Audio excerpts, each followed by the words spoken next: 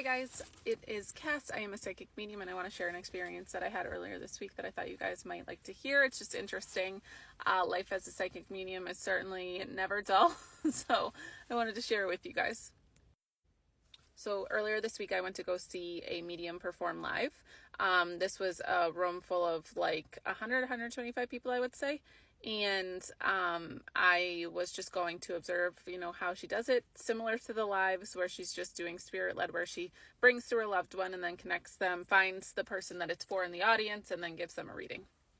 So on my way to the performance, I decide that I need to get gas. And I think to myself, you don't really need gas.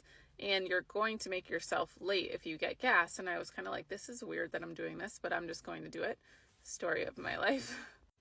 So I get the gas, I arrive late. There's no more seats on the ground floor, so I have to go to the balcony.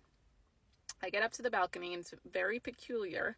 Right as you get to the top of the stairs, there's a whole empty row. Like the whole place is filled and there's single seats and I'm by myself. So there's a ton of single seats, but right in front of me is this whole empty row. And I was like, and you see people like squished together in certain areas. And I'm like, why is this row empty? This is so odd. So I just sit in the row and I'm like, I wonder if there's someone in spirit here that's holding this for someone. I feel bad. I don't know what's going on. So I sit there and I start to feel my head buzzing, which is a sign for me that there's energy around.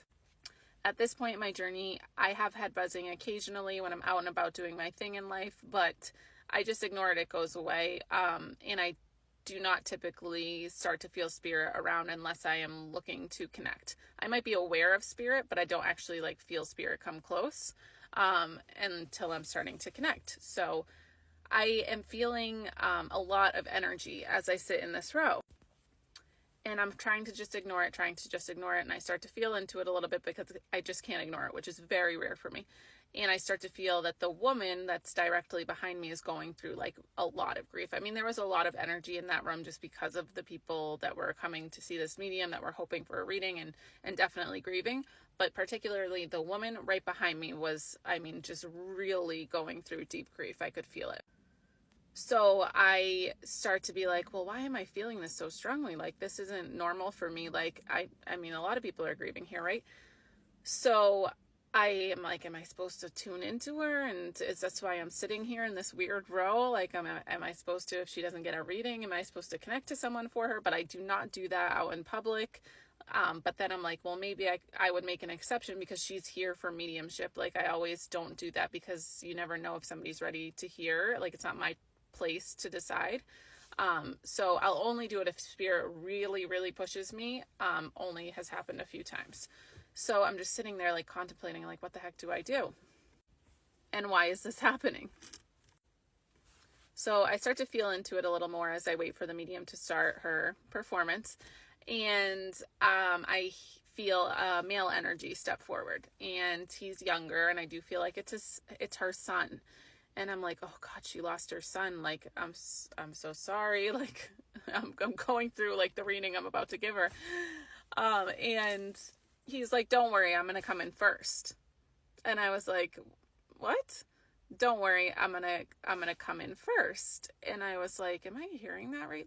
Is he telling me he's going to come in first out of the 125 people with thousands of loved ones on the other side? He's going to come in first? So I sit there, I wait for the medium to start, and she starts to do her thing. And the first reading, she has 3 aunt-style figures, right, that are named Betty and Cheryl and someone else. And I perked up because my grandmother's name was Betty and her best friend's name was Cheryl, right? So I'm like, wait a second. And it's not them, but I definitely was more paying attention. And so then I see the woman with the microphone start to walk behind me. And so the medium, now we're on the balcony, so the stage is below. She's somewhere up in that section right there.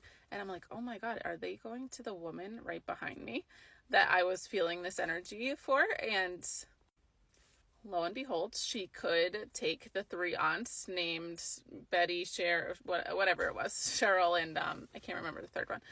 And so she starts getting a reading. So I'm sitting there, I'm like, well, she was the first one to get a reading, but it's not a younger male. So I'm just so happy that she's getting a reading because I felt like she really needed one.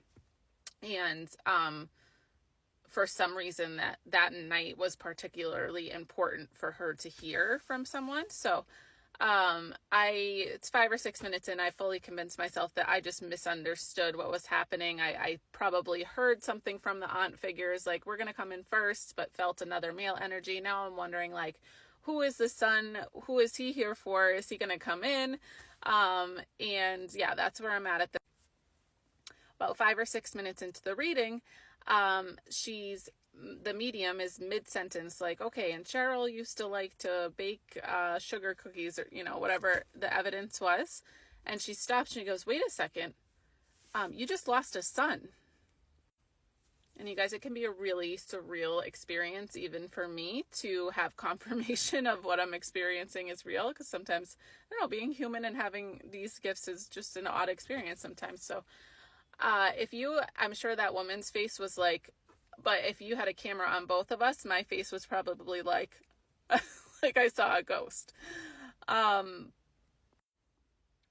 But it was real. It was all real. And she ended up getting this beautiful reading from her son and her aunts. And her aunts were just a gateway for her to receive the first reading from her son, which is what I was sensing the entire time. And it was such a beautiful experience to feel her energy behind me genuinely lighten as she received this reading and process that her loved ones are still with her. So I don't think it was any coincidence that I was put there to experience that. And just to be in the energy of feeling that woman become lighter was like so inspiring to me, but also to just have some confirmation for myself as I go through this journey of like sharing more time with you guys on the lives and stuff. It's like, even as a psychic medium and experiencing these things, sometimes I think as a human, we all need a little bit of confirmation every once in a while, that we're not making this up. There's imposter syndrome sometimes. And it was just a really nice little jolt or wake up, like, hey, this is all very real. What you're doing is beautiful work, and do it as much as you can to help as many people as you can. And I just felt really inspired to continue on this path. And I'm so grateful to everyone who I've connected with over this app and in life to do readings for and stuff. And I'm so excited to continue to be able to provide awareness and knowledge and evidence that your loved ones are still very much with you.